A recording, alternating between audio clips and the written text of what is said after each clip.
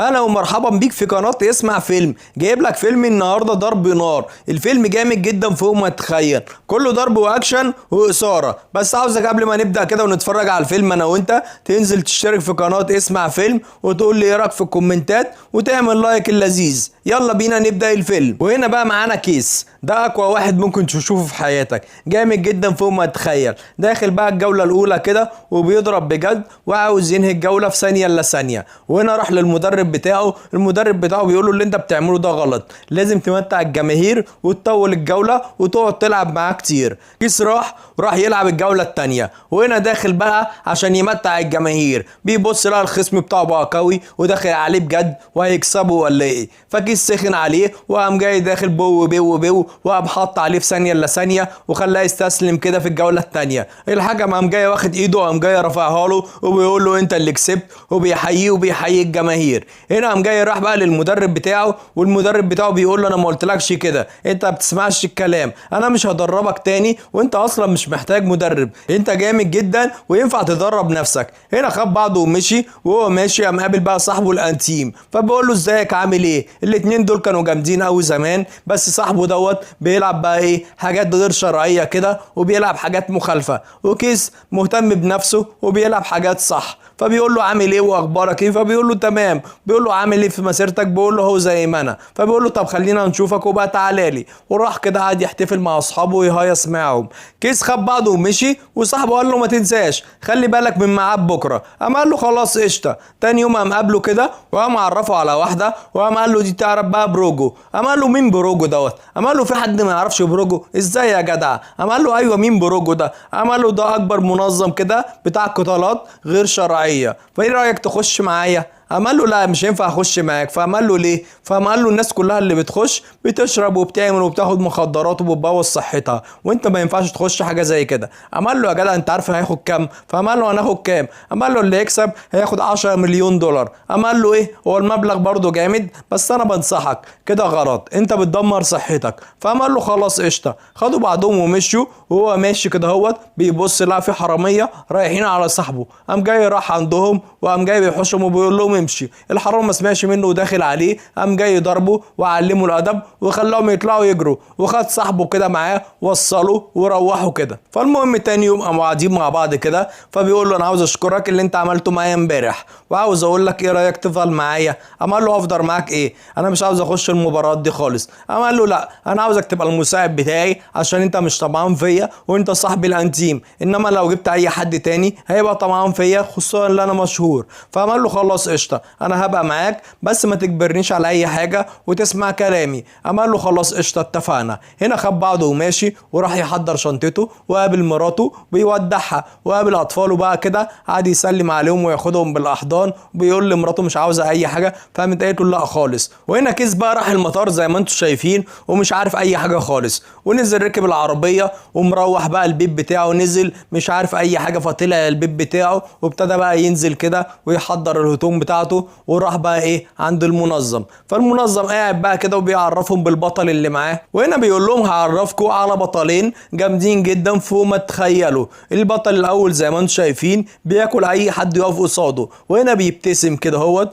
وبيضحك معاه، وبيقول لهم برضه والبطل التاني جامد قوي والاتنين هيبقوا في النهائي. والصحفي هنا بيقول له انت ايه رايك في الكلام دوت، متخيل ان انت هتكسب ولا ايه. فبيقول له طبعا اللي هيكسب هياخد جايزه جامده جدا 10 مليون دولار، واكيد واحد من الاتنين هيسعى عشان يكسب. الصحفي هنا بيقوم ويساله انت ايه اختلافك مع مراتك وايه اختلافك مع اولادك. هنا بيقوم ويتنرفز على الصحفي وبيبقى عاوز يروح يضربه، الصحفي بيجري وبيقول لهم اهدوا كله يهدى. وهنا بقى بيعرف اللي هو هيقابل وحش جامد جدا فوق ما تتخيل بيقلق منه، وبيبقى ماشي كده ومتضايق ومش عارف هيقابله ازاي، وبيفكر يدخله انما بيتردد وبيمشي، وهنا بيكسر في الدنيا كلها. وهنا بقى بنشوف صاحبه داخل النادي، واول ما بيدخل النادي كده بيقابل المدرب، فبيبتدي يتكلم معاه ويسلم عليه ويقول له انا صاحب براوندي. فبيقول له عادي قشطه المكان مكانك. فبيقول له انا مش صاحبه بس انا المساعد بتاعه. فبيقول له خلاص تبتدي تتدرب هنا لو حابب. اما قال له لا الاجهزه دي كلها مش عجباني، انا هعمل اجهزه بقى كده من دماغي. فبيقول له اي شامل اللي تعمله،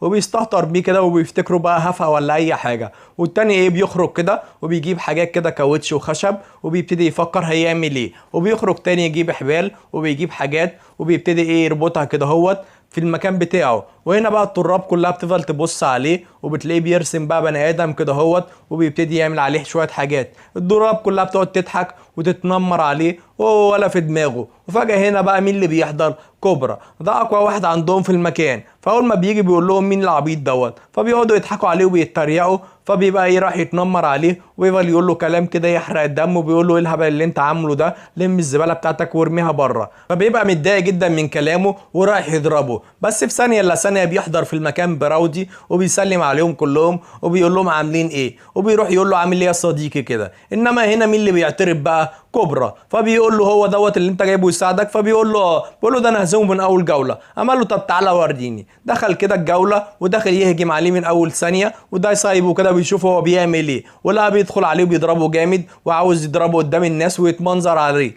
فابتدى بقى يستغل بقى قتالاته كده هوت وابتدى يضربه في اماكن بقى كده بتوجع وتخليه يغمى عليه. وقام جاي ماسكه كده زي ما هو بيتدرب وقام جاي مديله ضربه واتنين. فالتاني وقع بقى من طوله ومش قادر، فخد بعضه ومشي بعد ما خسر. والتاني بيكلمه بيقول له يا ابني انت جامد قوي فوق ما تتخيل، ما تخش معايا البطوله ديت. فقال له لا مش هينفع اخشها. فقال له انت معترض ليه، ولا مقلق ولا خايف ولا ايه حكايتك؟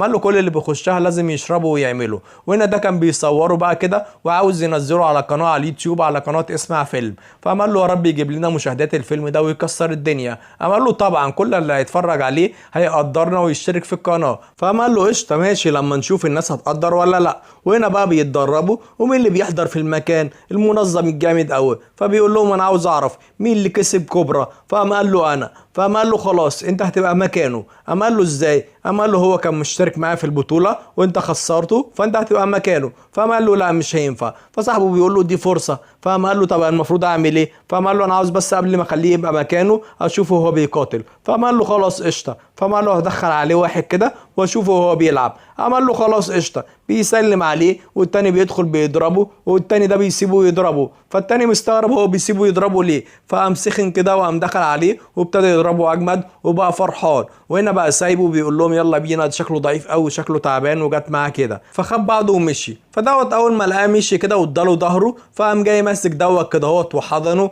وقام جاي ضامم عليه جامد والجوله انتهت. وهنا بقى بيقول للبنت اللي معاه تابعيه وخلي بالك منه وصاحبيه وافضلي لازقاله على طول. فهي بتقول له ليه؟ فبيقول لها انا عارف اللي هو جامد قوي وبيستعبط فعاوز اعرف هو مش هيخش ليه. وانا بقى بنشوفه بيبقى واقف وبنلاقي بقى الطلاب اتنين جوله وبيقولوا له احنا عاوزين نبقى معاك. فبيقول لهم نبقى معاك ازاي؟ قالوا له عاوزينك تدربنا. قال لهم خلاص قشطه بالليل تعالوا لي. فجم كده بالليل وقعد يدربهم شويه وبعد كده قام قعد يتكلم معاهم ويفهمهم التدريب. بيقول لهم التدريب مش اللي انتوا تعملوا حركات وخلاص، واللي قدامكم ده بيبقى فيه نقط ضعف. احنا لازم نستغل النقط ديت ونذاكرها كويس ونبتدي واحنا بنلعبه نبتدي نضربه فيها في حتت في الجسم معينه بتخلي الواحد يفقد الوعي. وهنا بقى بنشوف براودي قاعد بيذاكر الخصم اللي هيلعبه، بيلاقي جامد جدا عن الغايه فبيبقى مقلق كده وباين اللي هو خايف وهيدخل وهيخسر منه. فبيبتدي يتكلم بقى مع اللي معاه وبيقول له انا خايف اخسر. وهنا بنشوف كيس بقى راح يقابل المزه الجامده ديت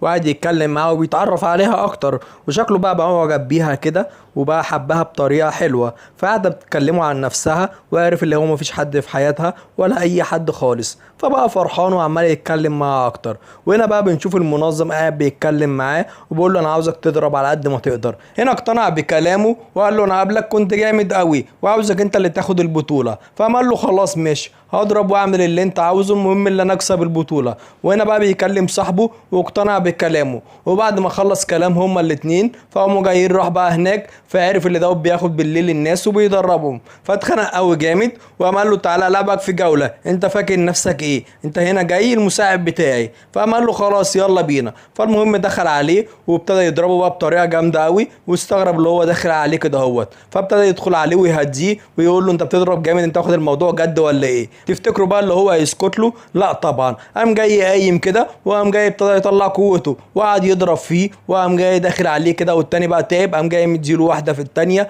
وقام جاي حط عليه. فالمهم بعد ما الجوله خلصت قام جاي راح له وقام جاي قال له انا حبيت اكسبك عشان حاجه معينه، مش عشان اتمنظر، عشان اوريك المنشطات دي ملهاش لازمه وانا عمال اقول لك بلاش منها وانت برضو مقتنع بكده، فحبيت افهم لك واحنا في الاخر خالص صحاب. هو قعد مع نفسه كده وهدي واقتنع بكلامه. تاني يوم بقى قام راح له وقاعدين بيتكلموا مع بعض وقام قال له انا اقتنعت بكلامك، بس انا لازم اكسب البطوله دي باي طريقه، مش عشان حاجه، بس انا لو خسرت الشعبيه بتاعتي هتروح. قام قال له من غير منشطات ومن غير اي حاجه خالص، سيب لي نفسك وانا هدربك وهوريك انت هتبقى ايه، بس تسمع كلامي ومفيش منشطات تاني. قام قال له خلاص اتفقنا. قام قال له لا لازم توعدني. قام قال له خلاص اوعدك. وهنا بقى طلبوا اكل وخلاص. وتاني يوم قام راح بقى كده وعمال يدربه وبيفهمه. وهنا المدرب بتاعه القديم زعلان فبيقول له لا سيبهولي انا وانا هدربه. فقام قال له خلص قشطه وريني. فالمهم قام دخل بقى كده وقعد يدربه ويخليه يعمل شويه حركات ولياقه ويتسابقوا هما الاتنين،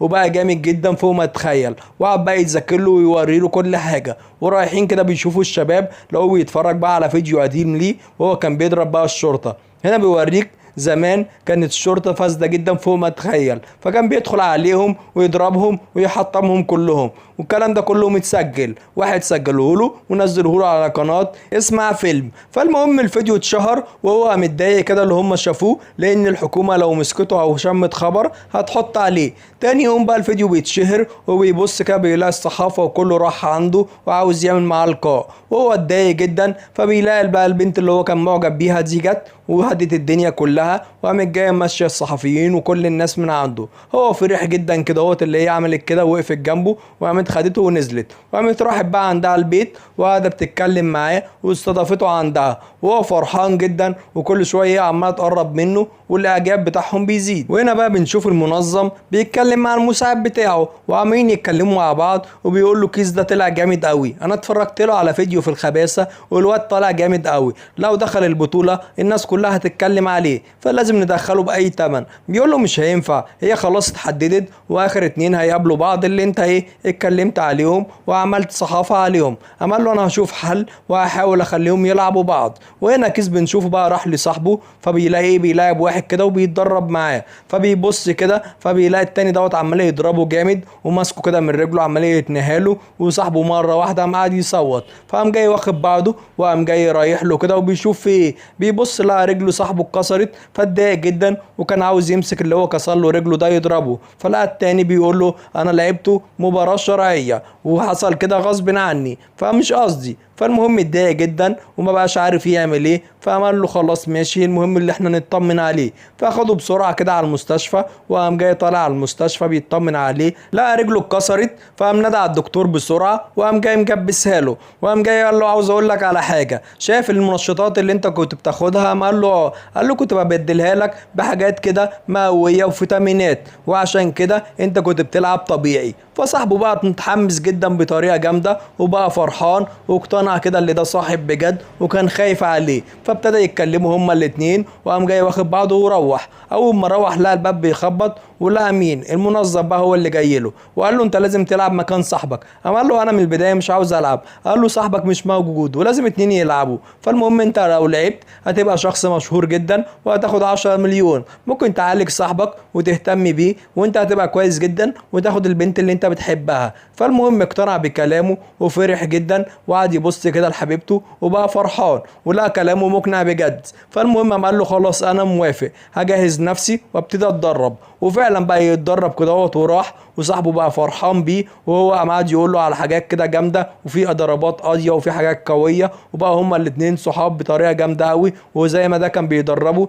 ده بقى بيدربه، وبقى خايفين على بعض كده وعمالين يتكلموا مع بعض. المهم اول ما راح كده وراح عشان يلعبوا لسه الجوله ما بداتش، لا العملاق ده دخل عليه وقام جاي ماسكه بقى بو بو بو وعمال يحط عليه بطريقه جامده ولسه ما طلعوش على القفص. فالمهم سخن عليه وقام جاي قايم رادد عليه ومديله واحده والتانيه، بس التانيه العملاق مش مقصر في اي حاجه، فقام جاي اداله واحده هنا هو تلاقيه بيصد، قام جاي نازل تحت الحزام واداله واحده كده، فالمهم مبقاش قادر ووقع على الارض، وشكله هيخسر ولا ايه؟ تفتكر اللي هو هيخسر؟ قولها معايا، لا والف لا. قام كده مره واحده وطلع بقى الوحش اللي جواه، وقام جاي يعمل ايده كده بوكس بلحه، وقام جاي مديله واحده كسر له درعه، ومديله التانيه والتالته، والجماهير ابتدت تتعاطف معاه وابتدت تحييه، وقام جاي قايم كده مديله كام واحده، وقام جاي حط عليه وكسب المباراه. وهنا بيقول له بقى المنظم ليه ما استنيتش لما تطلع على الحلبه؟ قام قال له انا كسبته زي ما انت قلت. قام قال له خلاص ماشي اتفقنا، واداله شيك، وقام جاي صاحبه بيكلمه كده، وقام متفاجئ اللي هو قسم معاه الفلوس بالنص، فبيقول له انا مش مصدق نفسي، وبقوا فرحانين جدا. هنا طبعا يا صاحبي الفيلم خلص، وما تنساش بقى زي ما اتفقنا لو الفيلم عجبك تشترك في قناه اسمع فيلم، وتستنى هنزلك طبعا افلام جامده جدا فوق ما تتخيل. عاوزك تقول لي ايه رايك في الفيلم، ولو عجبك ما تنساش تشترك في القناه. سلام.